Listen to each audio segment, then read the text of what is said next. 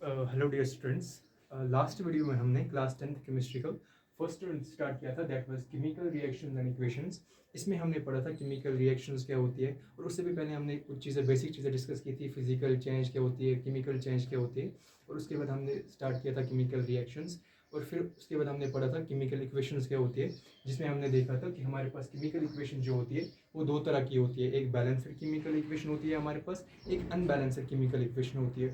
फिर हमने क्या देखा था कि अगर हमारे पास कोई भी अनबैलेंस्ड केमिकल इक्वेशन है और उस अनबैलेंस्ड केमिकल इक्वेशन को क्या करना है, हमें बैलेंस करना है। तो आज की इस वीडियो में हम देखेंगे अगर हमारे पास कोई भी अनबैलेंस्ड केमिकल रिएक्शन है और उसे हम कैसे बैलेंस कर सकते हैं। बट ये चीज़ स्टार्ट करने से पहले हमें पता होना चाहिए कि आखिरकार हम कोई भी अनबैलेंस्ड केमिकल इक्वेशन बैलेंस क्यों कर रहे हैं, नीड क्यों है कोई भी केमिकल इक्वेशन बैलेंस करने की। तो यहाँ पे पहले लिखूंगा मैं need of balancing a chemical equation, need of balancing a chemical equation। अगर हमारे पास कोई भी अनबैलेंस्ड केमिकल इक्वेशन है और हम वो बैलेंस कर रहे हैं, तो हमें पहले पता होना चाहिए कि क्यों हम कोई भी चीज़, कोई भी केमिकल इक्वेशन बैलेंस कर रहे हैं। इसीलिए क्या आती है हमारे पास, एक लॉ आती है, that is law of conservation of mass. और ये लॉ हमें क्या बताती है, अगर कोई भी केमिकल इक्वेशन है या कोई भी केमिकल रिएक्शन है, law of conservation of mass के अकॉर्डिंग हमें क्या पता चलता है, अगर कोई भी केमिकल रिएक्शन है उसमें क्या होता है, जो मास होता है, टोटल मास होता है, वो कंजर्व रहता है। कंजर्व रहने का मतलब क्या होता है, यहाँ पे जो मास रिएक्टेंट्स का होता है उतना ही मास प्रोडक्ट्स का होना चाहिए। फॉर एग्जाम्पल, मेरे पास 2 ग्राम्स ऑफ ए है और ये रिएक्ट कर रहा है for example 2 grams of B के साथ। ए कोई अलग सबस्टेंस है, बी कोई अलग सबस्टेंस है, तो ये एक दूसरे के साथ रिएक्ट कर रहे हैं। लेकिन एक ए का कितना मास है, 2 ग्राम्स, और बी का भी कितना मास है, फॉर एग्जांपल 2 ग्राम्स। जब ये रिएक्ट कर रहे हैं फॉर एग्जांपल, तो ये सी बना रहे हैं, तो सी का कितना मास होगा, 4 ग्राम्स। क्यों? क्योंकि हमें लॉ ऑफ कंजर्वेशन ऑफ मास यही बताती है कि जो मास होता है एक केमिकल रिएक्शन में, वो कंजर्व रहता है। जितना मास रिएक्टेंट्स का होता है उतना ही मास किसका होता है, प्रोडक्ट्स का होता है। ठीक है, तो मैं यहाँ लिख सकता हूँ law of conservation of mass के अकॉर्डिंग क्या होता है, according to law of conservation of mass, the mass of a chemical reaction,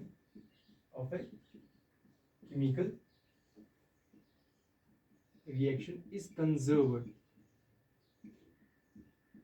conserved का मतलब क्या होता है, मास ऑफ रिएक्टेंट्स का जितना होगा, मास ऑफ रिएक्टेंट्स का जितना होगा उतना ही मास किसका होगा, प्रोडक्ट्स का भी, is equal to mass of product.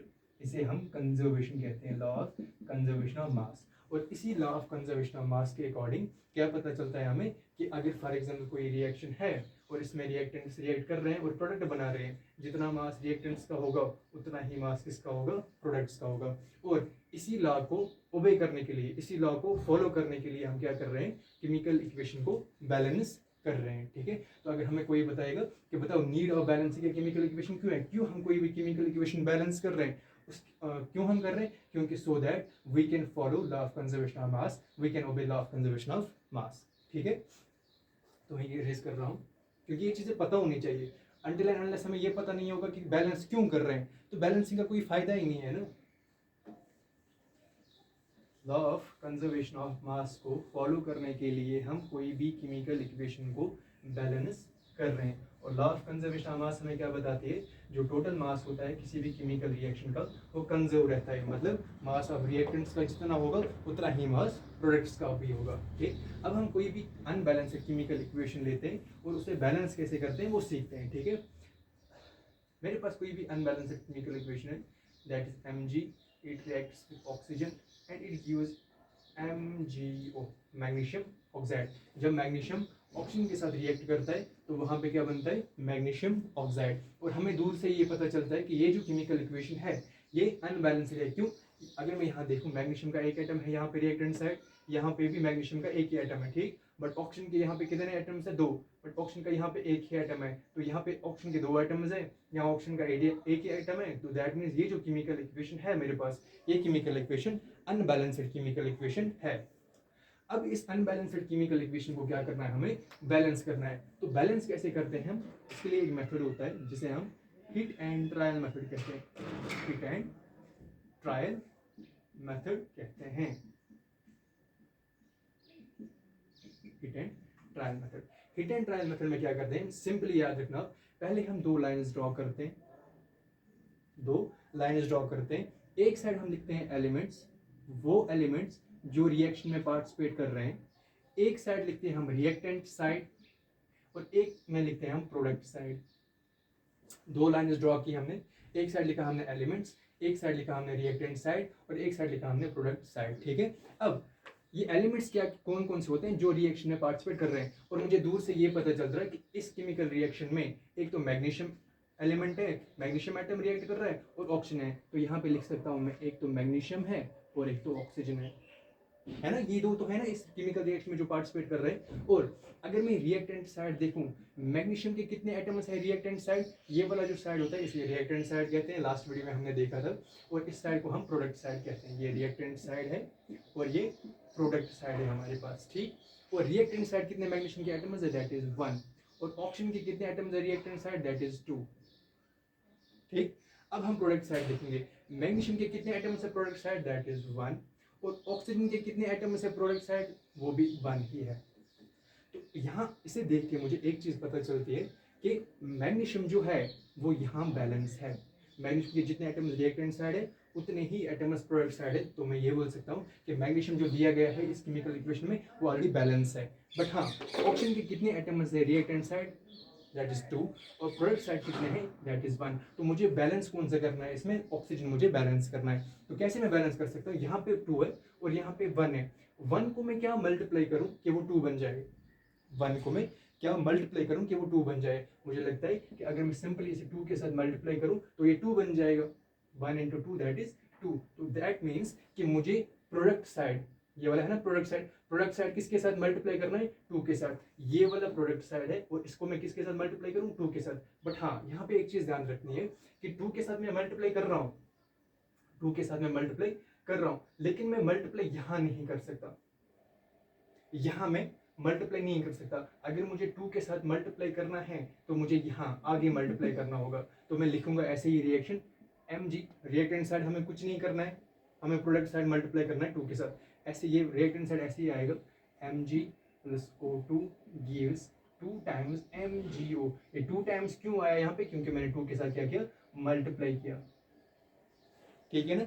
अब फिर से हम क्या करेंगे? हाँ, थोड़ा सा मे भी जब हम पहले पहले देखते हैं तो हमें लगता है कि ये हेक्टिक है, बहुत ज़्यादा कैलकुलेशन करनी पड़ रही है, इतना कौन करेगा। बट हाँ, वंस आपको एक बार समझ आ गया ये चीज़ें कैसे करते हैं हम, तो आपको ये सब बनाने की ज़रूरत ही नहीं है। फिर मैं आपको एक ही बार दिखाऊंगा कि रिएक्शन की किसी भी केमिकल इक्वेशन को देख के आप बैलेंस कैसे कर सकते हो। ठीक है, अब अगर हमारे पास ये इक्वेशन बन गई, अब मुझे देखना है क्या ये बैलेंस है या अनबैलेंस है। तो क्या करेंगे? फिर वही करेंगे, एलिमेंट्स लिखेंगे, रिएक्ट साइड लिखेंगे और प्रोडक्ट साइड लिखेंगे। ठीक है, यहाँ पे 2 लाइंस फिर ड्रॉ करेंगे, एक साइड लिखेंगे एलिमेंट्स, एक साइड लिखेंगे रिएक्टेंट साइड, और एक साइड क्या लिखेंगे? Product side. ठीक है, आई होप ये दिखाई दे रहा होगा। एक सेकेंड, हाँ दिख रहा है, elements, reactant side and product side. ठीक, अब एलिमेंट्स कौन कौन से? एक तो मैग्नीशियम है, एक तो ऑक्सीजन है, ये चेंज नहीं हुए ना, मैग्नीशियम और ऑक्सीजन है। और रिएक्टेंट साइड देखेंगे हम, मैग्नीशियम के कितने एटम्स रिएक्टेंट साइड है? That is 1। ऑक्सीजन के कितने एटम्स है रिएक्टेंट साइड? That is 2। ठीक है ना। अब मैं प्रोडक्ट साइड देखूंगा, प्रोडक्ट साइड कितने मैग्नीशियम के एटम्स है? That is 2। क्यों? ये जो मैंने 2 मल्टीप्लाई किया, ये मैंने खाली ऑक्सीजन के लिए मल्टीप्लाई नहीं किया। जब सामने 2 आता है तो ये इसका भी मल्टीप्लाई होता है और इसका भी मल्टीप्लाई होता है। तो मैग्नीशियम के भी कितने एटम्स बन गए यहाँ पे? 2। तो मैं यहाँ पे लिखूंगा मैग्नीशियम के कितने एटम्स हो गए प्रोडक्ट साइड? 2। अब ऑक्सीजन के कितने एटम्स है प्रोडक्ट साइड? That is 2। अब मुझे यहाँ इस केमिकल इक्वेशन को देख के मुझे क्या लग रहा है कि ऑक्सीजन तो हमारा बैलेंस हो गया, ऑक्सीजन के जितने एटम्स रिएक्टेंट साइड है उतने ही एटम्स प्रोडक्ट साइड है। बट यहाँ क्या हुआ? मैग्नीशियम के जो एटम्स है वो ज्यादा हो गए, मैग्नीशियम प्रोडक्ट साइड 2 हो गया, अब रिएक्टेंट साइड कितने रह गए? 1।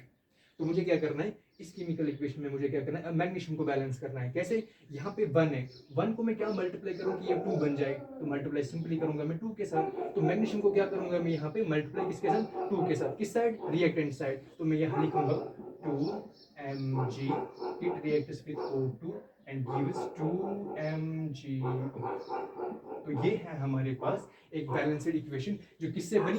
एक अनबैलेंस्ड केमिकल इक्वेशन से। क्यों हमने एक अनबैलेंस्ड केमिकल इक्वेशन से एक बैलेंस्ड केमिकल इक्वेशन बनाई? So that it will obey law of conservation of mass, so that it will follow law of conservation of mass. अगर हम इस केमिकल इक्वेशन को देखेंगे हम कि ये बैलेंस है या नहीं, तो क्या कैसे देखेंगे? मैग्नीशियम के कितने एटम्स है reactant side? That is 2, product side 2। Oxygen के कितने एटम्स है रिएक्टेंट साइड? 2। ऑक्सीजन के कितने एटम्स है reactant side, sorry product side? That is 2। तो that means number of atoms जितने रिएक्टेंट साइड है इतने ही एटम्स प्रोडक्ट साइड है। इस केमिकल इक्वेशन को हम क्या कहेंगे अब? Balanced chemical equation. ठीक है, एक और एग्जांपल लेते हैं, उस एग्जांपल से समझते हैं।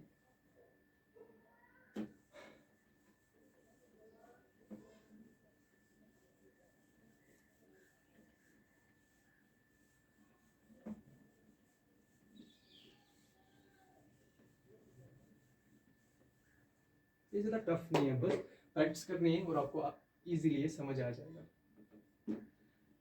फॉर एग्जांपल एक और रिएक्शन है मेरे पास N2, it reacts with H2 and gives NH3। Nitrogen gas react कर रही है हाइड्रोजन गैस के साथ और वहां पे क्या बन रहा है? अमोनिया बन रहा है। क्या बन रहा है? NH3 means ammonia. ठीक, और अगर मैं इस केमिकल इक्वेशन को देखूं, क्या ये केमिकल इक्वेशन बैलेंस है या अनबैलेंस है? पहले मैं देखूंगा नाइट्रोजन के कितने एटम्स है रिएक्टेंट साइड? 2। यहाँ पे कितने एटम्स है रिएक्टेंट सॉरी प्रोडक्ट साइड? 1। तो दैट मींस ये भी मुझे पता चल गया कि ये जो केमिकल इक्वेशन है ये अनबैलेंस्ड केमिकल इक्वेशन है। अगर मुझे अब इस केमिकल इक्वेशन को बैलेंस करना है, कैसे करेंगे? वही रूल लगाएंगे, हिट एंड ट्रायल मेथड। कैसे करेंगे? 2 लाइन्स ड्रॉ करेंगे, एक साइड लिखेंगे एलिमेंट्स, एक साइड लिखेंगे हमारा रिएक्टेंट साइड, एक साइड लिखेंगे प्रोडक्ट साइड। अब इस केमिकल इक्वेशन में कौन कौन से एलिमेंट्स पार्टिसिपेट कर रहे हैं? एक तो नाइट्रोजन है, एक हाइड्रोजन है। ठीक, तो मैं यहाँ लिखूंगा एक नाइट्रोजन पार्टिसिपेट कर रहा है और एक हाइड्रोजन पार्टिसिपेट कर रहा है। और अगर रिएक्टेंट साइड में देखूंगा, नाइट्रोजन के कितने एटम्स रिएक्टेंट साइड है? That is 2। हाइड्रोजन के कितने एटम्स है रिएक्टेंट साइड? That is 2। ठीक, नाइट्रोजन के कितने एटम्स थे? 2। हाइड्रोजन के कितने एटम्स हैं? 2। अब प्रोडक्ट साइड देखेंगे, नाइट्रोजन के कितने एटम्स है product side? That is 1। Hydrogen के कितने एटम्स है प्रोडक्ट साइड? That is 3। ठीक, अब मुझे क्या दिखाई दे रहा है यहाँ पे कि एक तो नाइट्रोजन भी यहाँ पे बैलेंस में नहीं है और हाइड्रोजन भी बैलेंस में नहीं है। तो जब भी ऐसा क्वेश्चन आए कि जिसमें हमें एक टर्म ऑड में दिया है, जब भी ऐसा क्वेश्चन आए कि जिसमें हमें एक टर्म ऑड में आ रही है, तो पहले एक चीज करो कि इस ऑड वाले को इवन में कन्वर्ट करो। इस ऑड वाले को इवन में कन्वर्ट करो। इवन में कैसे कन्वर्ट होगा? मैं मल्टीप्लाई सिंपली इसे 2 के साथ करूंगा। समझ में आ रहा है मैं क्या बोल रहा हूँ? जब भी कोई भी टर्म हमारे पास ऑड में आए, that is 3 is odd number. अब इस ऑड नंबर को मुझे पहले क्या करना है? कन्वर्ट करना है इवन में। पहले क्या करना है? कन्वर्ट इवन में। एंड इवन में कैसे ये कन्वर्ट होगा? अगर मैं फॉर एग्जांपल 1 के साथ मल्टीप्लाई करूँ, दैट इज 3 1s are 3, तो वो फिर भी ऑड ही होगा। बट अगर मैं 3 को 2 के साथ मल्टीप्लाई कर रहा हूँ तो वो 6 बन रहा है। क्या बन रहा है? 6। And 6 is even number. 6 is even number. तो मैं क्या करूंगा?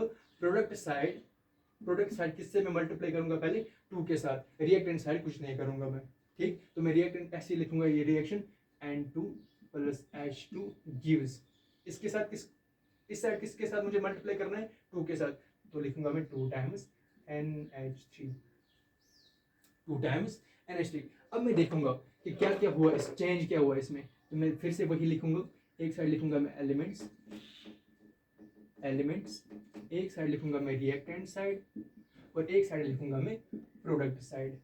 ठीक है, अब मैं देखूंगा एलिमेंट्स कौन है हमारे पास। एक तो नाइट्रोजन पार्टिसिपेट कर रहा है और एक तो हाइड्रोजन पार्टिसिपेट कर रहा है। नाइट्रोजन के कितने एटम्स है रिएक्टेंट साइड? 2। हाइड्रोजन के कितने एटम्स है रिएक्टेंट साइड? 2। ठीक, अब मैं देखूंगा नाइट्रोजन के कितने एटम्स है प्रोडक्ट साइड? That is 2। 2 से मैंने जब मल्टीप्लाई किया इसको, तो ये 2 मल्टीप्लाई हुआ नाइट्रोजन को भी और ये 2 मल्टीप्लाई हुआ हाइड्रोजन को भी। तो नाइट्रोजन कितने बन गए यहाँ पे? 2। ठीक है। हाँ, अब अगर मैं हाइड्रोजन देखूं, हाइड्रोजन कितने थे रिएक्टेंट साइड, दैट इज 2। अब प्रोडक्ट साइड कितने, 2 × 3। अगर मैंने 2 के साथ मल्टीप्लाई किया तो ये कितना बन गया, 3 2 6, तो दैट मीन्स 6 बन गया, ये 6 बन गया। तो अब मुझे क्या दिखाई दे रहा है यहाँ पे कि नाइट्रोजन जो है वो बैलेंस हो गया, बट हाइड्रोजन जो है, हाइड्रोजन यहाँ पे 6 है, यहाँ पे 2 है, तो इस साइड कम है, रिएक्टेंट साइड हाइड्रोजन कम है। कितने कम है, मुझे लगता है 4 कम है। तो अगर मुझे 2 को क्या बनाना है, 6 बनाना है, मैं 2 को किसके साथ मल्टीप्लाई करूं कि वो 6 बन जाए, 3 के साथ।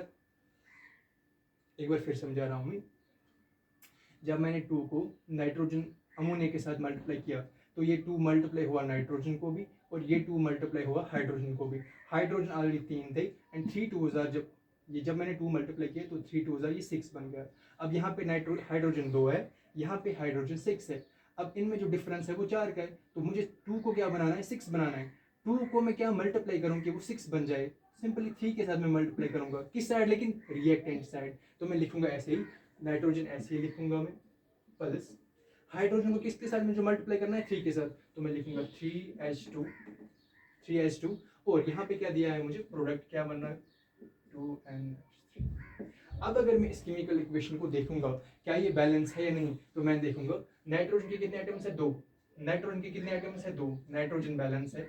अब हाइड्रोजन पे जाते हैं, हाइड्रोजन के कितने एटम्स है, 3 2 6, हाइड्रोजन के कितने एटम्स है यहाँ पे, 3 2 6, तो दैट मींस हाइड्रोजन भी बैलेंस है। तो ये वाली जो केमिकल इक्वेशन हमारे पास बन के आई, इस केमिकल इक्वेशन को हम कहेंगे बैलेंस्ड केमिकल इक्वेशन।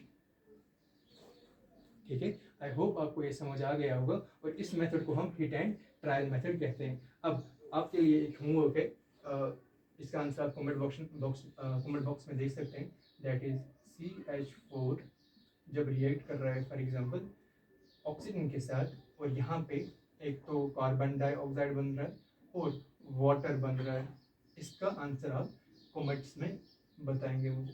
ठीक है, आई होप आपको ये समझ आ गया होगा, एंड नेक्स्ट वीडियो में हम देखेंगे हमारे पास कौन कौन सी केमिकल रिएक्शंस होती है, फिर हम देखते हैं उसमें हीट के बेसिस पे कौन सी केमिकल रिएक्शन होती है हमारे पास, वो हम नेक्स्ट वीडियो में देखेंगे। आई होप आपको ये समझ आ गया होगा। Thanks so much.